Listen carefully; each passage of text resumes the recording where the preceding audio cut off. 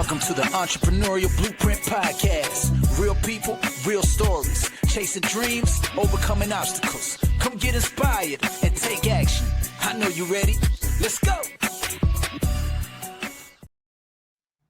Welcome back to the Entrepreneurial Blueprint. Today, obviously, we have Michael Bresler, part 2 of this long, great series that we're putting together.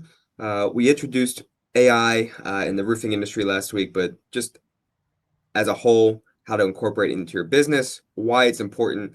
But today I want to really bring up and ask him, a lot of people want to go from point A to point B, meaning like they want to start with their company and just incorporate AI immediately. But how do we, Michael, how do we first get the process down? Obviously, if you just try to incorporate AI and you don't have the right processes in place, it's not going to work properly. So one, what's the importance of actually getting that process down first? And two, what does it look like when you have the process down? How much easier is it, and how much more beneficial is it that you can incorporate AI with a system that works first? Yeah, thank you, Matt. I'm glad to be back. So I think to start, really, we're talking about there's two different conversations, right, around just based on your organizational size, right? So if you're a new organization starting out and you really don't have a lot of stuff happening, and you don't have a lot of process, then you can go down this path of really building like this infrastructure that is very AI based, right? And that has a lot less risk because you really don't have a process yet, and so you're able to essentially identify and integrate AI into everything and automate, right? So that's one side of it. I think for the conversation we're having is for the majority of the clients that I work with and, CR3 and the roofers where they're established businesses, right? And so for established businesses, there's a bunch of considerations around, how you're going to bring technology into your organization. And that starts with, number one, just the technology piece, right? So you're bringing in AI, and a lot of people out there are talking about or trying to sell on the fact that they believe or they want to sell that AI is a magic wand, right? So AI will come in, it'll revolutionize everything, and it'll solve all your problems. It's not the case. AI can do a lot of really good things. Where AI can shine like really easily and quickly is like in a process that you don't have yet. So for instance, like you don't do social media, bring an AI in to help with social media, right? Okay, that's very simple. But I think what we're really talking about here with AI, with technology, even, why would I as a franchisee want to be part of CR3, right? Is about outcome. So being outcome focused. So the success is not about I'm now using AI, right? The success is not about, I'm joining a larger organization that's going to support me and give me exponential growth.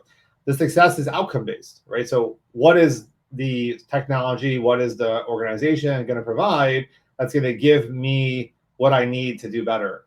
And so the way to be able to scale, focusing through outcome, is to first identify, number one, what are the things that you want to do more of, right? So for instance, if I'm in a service business like roofing, what do I want to do more of? Well, I want to make more calls to clients, or I want to engage with customers more, or I want to, I don't know, go stop by a year later after I put a roof on and see what's going on, right? I want to, let's say, do those things. I want to do engagement. I want to do customer experience. And then the second thing is going to be, so what are the things that I'm doing a lot of? What are the pain points that I could reduce? What are the things that are pain points that I could reduce that also are not moving the needle as much as what I think I could be doing more of, right? And so it starts with those conversations. And then in those pain points, it's then identifying the processes in those pain points and then asking why. So why am I doing the process? Not just why am I doing it, but what's the outcome and what do I think my ROI is going to be for that process? And so when I bring up like social media, for instance, a lot of times, you'll work with a client and the client will say, well, we really want to revamp our social media. We're not getting enough engagement. And the question will be, well, what are you looking for as far as your engagement? What does your success metrics look like? And that's part of the process, right? So the outcome of the process of social media has to have some kind of metric that you've decided this is going to be valuable for your business. And so starting with the process ensures that the direction you're going down technologically is going to add that value, because just because you can do it doesn't mean you should do it, right? So for me, my own business, I admittedly, like, I'm still writing, my social media posts. I'm using AI to help enhance it, but I'm writing it primarily. And then I'm also posting it, right, at different times, which is annoying sometimes. But at the same time, I've looked at AI tools and I've said, okay, so if I get an AI tool, like, what's the ROI for me? Like, do I really want to be on Twitter and TikTok and Instagram? Like, do I care? Who am I connecting with? Because the reality is, if my goal is for social media as thought leadership, great, I can put it everywhere. If my goal is to, like, connect with future clients or just make people aware of what I'm doing, then I'm only going to pick where my clients are or where my prospective clients are. Right. And so I'll walk you through real quick, just like kind of the thinking of process and why it's important. I think maybe this will help. So the first one is, when you sit down and you start thinking about your processes, the first question that we're always going to ask is, why do you do that process? And 9 times out of 10, the person may not surprise you, but this person's going to say, well, that's how I was trained, or that's how we always did it, right? And it's really understanding, like, why you do that process. Now, sometimes the process is needed, but many times I've found that the process has been done for like 20 years, and now, like, the world around them has changed, but they continuously do the process. No one's told them to stop the process, and the process isn't valuable, right? So it's figuring out, is there value from the process? If there is, are there other systems or tools in the organization that can add that value, and you can get rid of that process? So don't automate the process. Don't add more on top of it. Just, like, get rid of it. And that leads into part 2. Part 2 is, a lot of organizations have a very heavy subscription model, right? They're buying a lot of softwares, right? So, I need this software, I need this software, I need this software, right? And most organizations aren't using the software to the fullest extent. So one of the cool things, when we've talked with the executive team at CR3, is that there's so much intention and thought about having this very lean yet integrated structure of technology, right? Which is really what you want to do. I think the challenge is, if you're not thinking about it that way, so you're a smaller shop, everyone who you get on a sales call with is going to tell you, you need to buy this, you need to buy this. They're not going to tell you, oh, you could use this, what you already have, for more, right? That's not the business they're in. But the business that, like, for instance, CR3, the business I'm in while we're talking, is the business is to be real and to give them the truth of what's best for their business, right? So what I found a lot of times with number 2 is that the problem that the client has come to me with, they want me to solve with their own solution of, like, AI or a new system. A lot of times those solutions sit within the tool they're paying for, or a tool that they're paying for, or a different team is paying for that they don't really know the team is paying for, right? And so the idea is to kind of bring an ecosystem together.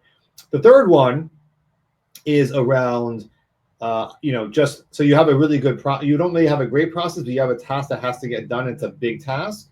And that's sometimes looking at proper systems or proper ecosystems, right? So maybe it's getting a CRM, maybe it's getting an HRS system, or maybe it's going to a provider like a CR3 that says, hey, we're going to provide you this working ecosystem that's going to be a lot less money than if you go out and build it yourself, right? And the fourth one is AI, right? AI kind of sits across all of it, but ultimately, there are going to be things that aren't going to necessarily be replaced by or leveraged by, like, a whole new tech stack or a whole new technological system. There's going to be little things that you're going to work on. So for instance, for me, like, one thing that I haven't found an AI tool for necessarily that specializes in it is, like, working on proposals for clients, right? So, like, I train the AI to help me with proposals.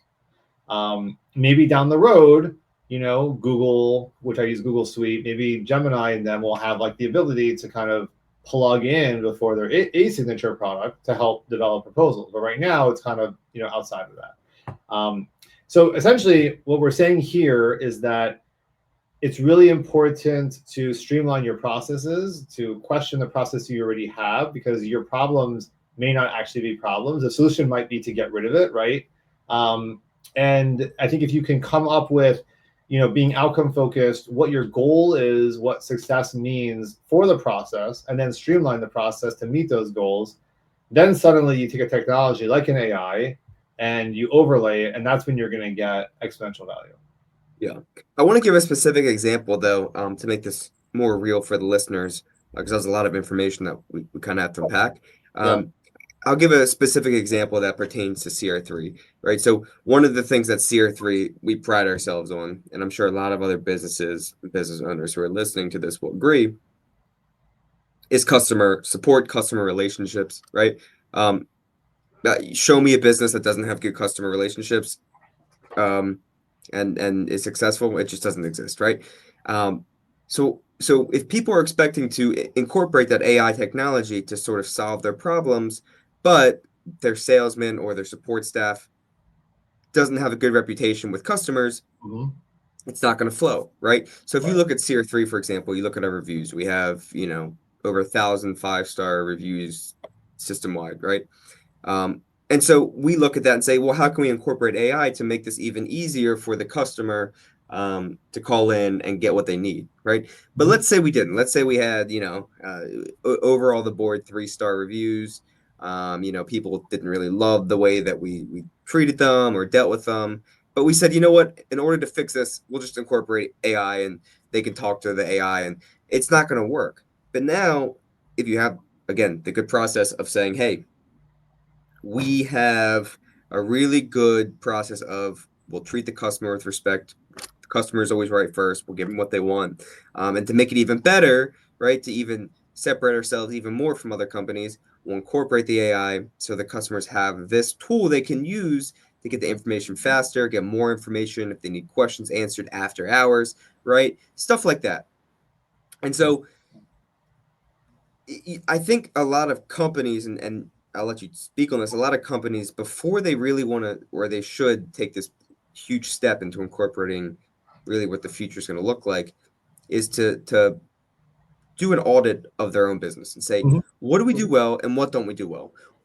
The stuff we do well, how can we improve upon it, right? How can we take AI to improve upon this? And before we incorporate the AI on the stuff we don't do well, we need to sort of readjust and improve upon these systems so we can make it easier for the rest of the company.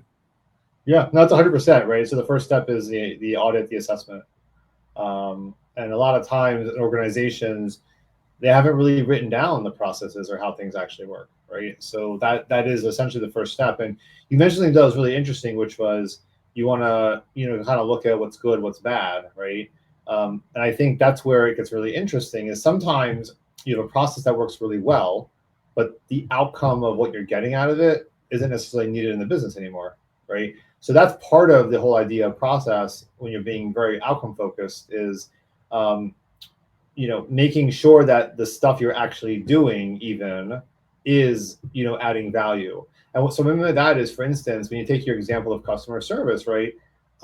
I agree with you, right? It's like the ability to layer on technology has to be built on top of a customer's confidence that they can trust their provider, right? So AI is not going to like replace humans um, to a point. I think organizations are trying and they will continue trying, but it's about human connection. Like when I contract with a provider, it's just as much about the ability for them to provide, like, let's say, a roof, a warranty, pricing, as it is the feeling you have with the person who comes out, where you can trust them, and that if something goes wrong, you can call them, right? And so for most people, they will pay more, or they will select somebody just because of, the ability to have that trust and confidence, right? And that comes from the reputation. That's really important. And so I think with that example as well, though, is, when you talk about good, bad process is, there are organizations out there who are like, oh, hey, we want to like, we right now have pretty good customer service. So we want to add more customer service. So could we just like do these like 24/7, AI bots, right? And I'm like, well, you could, but don't forget, right? Like that your ability for humans to connect with humans is part of your value add. So it Right. may be difficult, but maybe we look at that as it's difficult as far as, time consuming, but maybe that's what it is. A business has to focus on having people like that be able to build relationships, right? So you can engage and properly engage. And then you identify, where does, let's say, an AI chatbot come into play, right? So in the example of that is like, you know, someone being able, let's say, streamlining the ability for someone to make an appointment on your website, right? That's going to be frictionless because you want to get an appointment with them, right? and then having the human interact with the person, and then, possibly having AI support, what the follow-up directions look like. So, you're not the one having to remind, if you're the foreman, you're not reminding them in a week you're going to come out. You have an AI-driven, notification, do that. And then maybe for invoicing as well, right? Like that's part of the experience is now you got to invoice, you're going to get paid. And so maybe, again, it's not an office staff member reaching out, but maybe what the office staff member is doing now is their job is shifting, right? You're using AI to say, oh, here's this payment, and then a reminder of that payment. And then maybe like, oh, don't forget to give us a Google review, and oh, don't forget to tell us about your friends. And, maybe here's a newsletter about what we do, so that, when someone's on Facebook and they say, I need a good roofer, oh, front and center, I just used these guys a year ago, I remember them, right? And maybe by freeing up the staff time, what you're essentially doing is allowing people to even focus more on that work that you thought was hard. Because I think if you have that streamlined process, but you have the person, let's say at the office, call up just to say, hey, I just wanted to reach out. You got your roof done. There was a big storm. I just want to see how it was. How's it going, right? Like that's where you're going to be able to connect with that person and get repeatable business. So I think part of the intention around process is also, when you think about process, now we're in this world where in your process, you're also thinking about what is going to be human and what is going to be technology. And that has to be really intentional, I think, to be a differentiator as an organization. Right. Yeah, and part of the, I think it's interesting, we say, you don't want to have to do something twice, right? And so let's say something looks like you send out a proposal. All right, we'll take again in the roofing industry, you send out a proposal on the roof, okay? And the roof is $10,000, and you have everything in there. You have the flashing, you have the shingle, you have the underlayment, right? And you incorporated a tool, an AI tool, right, that answers questions for the homeowner. Yeah. Homeowner says, what is so-and-so? Are you adding in a different drip edge color? Or what's the difference between this warranty and this warranty, right? And AI gives it an answer that's different from what's on the proposal. Well, then now you kind of look like an idiot if your AI system and your proposal are saying two different things, right? And the credibility between the customer and the business owner, and this is in any industry, it looks like there's a disconnect there, right? So figuring out, is there an alignment between this AI system that I'm incorporating and what I'm actually giving to these customers? Because otherwise, all the AI is going to do is scrape as much information as possible. It's a machine learning tool. It's going to scrape as much information that it gets, whether that's on the internet, right? That's what ChatGPT does, or that's what you're feeding it.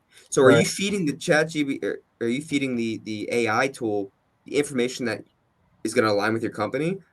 Or are you taking, maybe something different? You're trying to take a shortcut and just giving it everything. And now it's giving different answers than what you're actually proposing to these customers.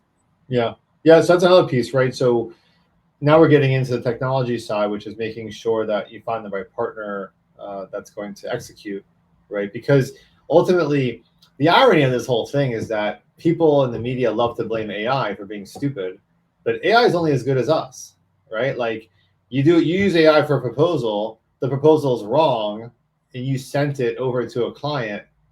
Like, whose fault is it? Well, you're responsible for your AI output, and the AI is only as good as the person using it. So like you just said, if you're feeding the AI, or I think beyond OpenAI, ChatGPT, Claude, all those is going to be, very specific, AI agents that are really application based, that are trained right on everything. So it's not like the world of data and it's like refined down, but it's actually like trained and guardrailed, right? So that it's actually, trained on CR3, and it's able to speak to like specific proposals or specific things, like through a database, let's say, right? So if your proposal's in a database, it's not just talking about the data it has, but it's actually querying a database to answer a question. And I think that's really important, right? Because, there was a case a couple of years ago, some people had sued Air Canada because the Air Canada chatbot had given the people the incorrect policy for like bereavement flights, and everyone was like, "Oh my God, AI is so bad!" And it's like, guys, someone trained the AI with the bad information, or you didn't train the AI well enough that it like made sure it didn't have the bad information. But that wasn't like, oh, AI messed up and decided to make up things. Yeah. And That was, just to, sorry to cut you off, but I just want, again, real examples like that actually applies to everyone. Like even your cell phone, the same yeah, thing. If you set the same alarm every day, eventually it's going to start, your phone's going to recommend, hey, do you want to set this alarm, right? As a right. shortcut. Yeah. Or the same thing, like if you call the same person every day, it's going to say, do you want to call Michael Bresler, right? Now, maybe this morning or tomorrow morning, your alarm's going to be different. So you're going to say, wow, AI got this wrong. It's like, no, it's just that's the information it was receiving from you, right? Mm-hmm. So the same thing as you said for the Air Canada, it's not that it was wrong. It's just that's the information that people, right? It's essentially human error. It's human error, and I think that's where it goes back to. We talked about this last time. I think for people just to understand, right? Like, there's two uses of AI, right? There's the AI as an intern or a smart intern, depending on how you use it, and then a thought partner, right? And so, like, that's what we're thinking is like, when you think about AI is not in your brain, and maybe they talk about one day we'll have some kind of. I would think that'd be insane, but let's talk about this for now. So, you know, if you think about the intern, that's why I try to get everyone to think about like AI. What is AI? Well, AI is an intern, right? So like an intern is with you all the time, like your phone's with you all the time. An intern knows, so the intern knows like what your habits are. The intern knows this, but the intern doesn't read your mind, right? So, you know, I always talk about, you know, AI is only as good as the person, and the best example I can come up with, because it's an kind of an intern example, is, you know, if you have an intern, and let's say, you know, you have this intern and the intern's going to get you coffee, right? I've never actually had an intern that does coffee. I usually have an intern that does work. But if you have an intern that does coffee and you said to the intern, "Get me a cup of coffee," right? Like that's kind of the example of like, okay, I'm going to talk to AI. I'm going to say, "Hey AI, like write me a script for a business," and it's like, you're like, what is this? What is this? This is stupid. You didn't give it anything, right? So the same thing with an intern and coffee. A real human person is, "Give me a cup of coffee." I mean, there's so many details that go into the cup of coffee nowadays. Every single person has their own thing. And beyond that, though, right? So now the intern, the AI, has gotten used to it, right? They've been doing these proposals for you, or doing these scripts for you, or doing reports for you, whatever they're doing for you. And then you wake up one morning and you saw like a podcast maybe on how you could do something differently. And now you go in and you're like, oh, I want to do this, but the AI doesn't know. It's the same thing. Like you decide, oh, I'm going to be decaf from now on. So that morning, the intern brings you your coffee because they're like, "Oh, that's what you got." Oh, but Right. I decided I want a decaf. Like, come on, guys. So ultimately, you know, it's like I like to think about it as an intern, but really, the AI knows everything, but it knows nothing, because you know humans are the experts, right, in the field, and humans know the things, and it's not just like humans know things, you know, kind of academically, but humans know things from experience, right? Experience that AI will never have, right? So when you think about service industry, especially, you know, an AI, okay, you could train it to recommend a certain, you know, a certain roof shingle, right, because of a warranty. But you know, an AI has never touched the shingle, never put up a shingle, never done that kind of work. I think people Well, have to. and you're exactly right on that though, because I think we seem to forget that, with your intern example, we I think there's such an underlying basis to our thinking that, when you're dealing with human to human interactions, we know that there's going to be emotions involved, whether it's on the forefront of your brain or not, but there's psychologically somewhere in your brain, you know that, right? Right. And I find myself and I catch myself after the fact, but even using ChatGPT and I ask it for something and it gives it to me, I can't tell you how many times I've thanked ChatGPT, right? Because there's a human emotion to that, and it's Yeah. hilarious. But then you catch yourself, you're saying, you know, you kind of feel like you're having an interaction with a human being. You're not, and it's not necessarily a bad thing. Sometimes it's a good thing because if you're let's say you're in an upset mood and you kind of are throwing stuff on ChatGPT and you don't mean some things you're saying and it's giving you answers. Okay, you're not offending anybody, right? But at the same time, again, take the example for a customer, whatever. If you're using these bots and you're upset with something, you don't get that human to human interaction. Right. So again, the more we can use these AI assistants, and we need to understand what it actually is and means first, right? And that's part of what this podcast is really trying to understand what the AI we're incorporating is, right? Yeah. But the process to getting there, right? And understanding everything that involves with these processes, right? The human emotion, right? The human elements, the making sure that we're feeding all the right information. That's why it's so important. So everything just flows evenly, not just for the business owners, but for the customers and for the manufacturer, for everybody. Yeah, 100%. And it's that intentionality, right? Because, every business, like you said, reputationally has, well, a reputation. So, they could be really good at this, but not really good at this. And people are, accepting that, right? And so when you look at AI, that's why I like the operational side of AI opportunities, because I feel like, you know, if you can streamline your administrative stuff, then as a human, you can go out and really build relationships. And I think as humans, that's what we're innately here for, is to have these kind of conversations, to have connection, to, stand outside a customer's house, look at their roof together. Like those are, and, get on a call, talk to them, give them some comfort, right? Like, I think that's where, you have. I mean, I've had this experience as a homeowner where you have a leak or you have this going on, and you call, and you're just kind of like you think the world's falling apart because there's a big leak coming down, and like you talk to a human, and the human's like, "Don't worry, we'll be out there soon. You feel good," right? Like, I mean, I don't know. Like, am I gonna call? Do I want to call an AI? And again, I like AI. I think it's just, to me, it's about that human connection, that trust, right? And so I think the first step really is around process and around streamlining the process, because I really do believe that what the future of AI and technology can do is to really free up time to do the things we want to do more of. And the things we want to do more of are really like the differentiators of what separates like our businesses from another business, right? So I think like what you're saying with your example is, a unique value of like the CR3 model is to be very customer service centric, right? And so like you build a system and an ecosystem for, for franchisees to come in and be able to, who believe in, okay, I want to have a relationship with customers. I believe in lifetime value. I believe in like trust. I believe in all these things. And like, that's going to facilitate me to do that, right? Like, if that's not what you believe, if you don't believe that your unique value is like the trust that you have with your customer, and you are on the other side of it, which is, I'm just going to be like, oh, kind of this, phantom type of thing where you go online, I'll have a drone fly out and give you a price, and then like you wake up and it'll be done. Like, yeah, maybe there's a market for that too, because there are people who don't want to see people.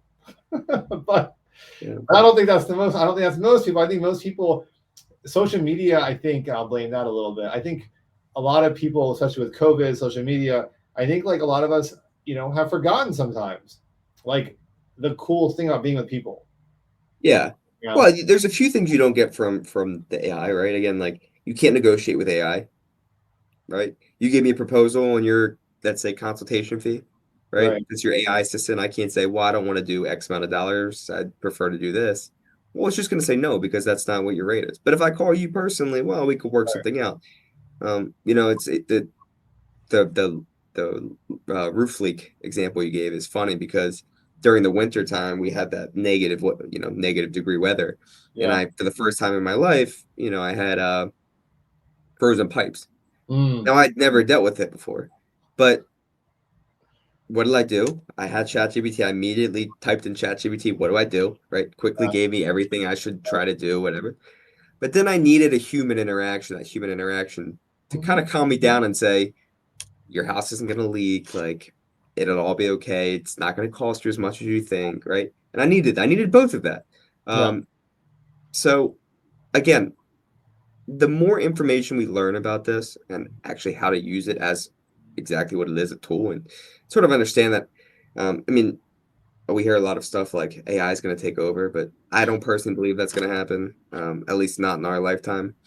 But Yeah, the more information that guys like you and people in the AI industry can explain to people how to use it, I think the better off everybody will be, and how much easier our lives will be.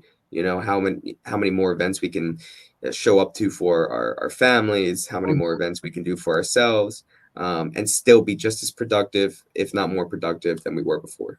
Yeah, I love that. I love that. So, well, Michael, this was another great episode. Stay tuned to the listeners. We have many more great episodes coming up.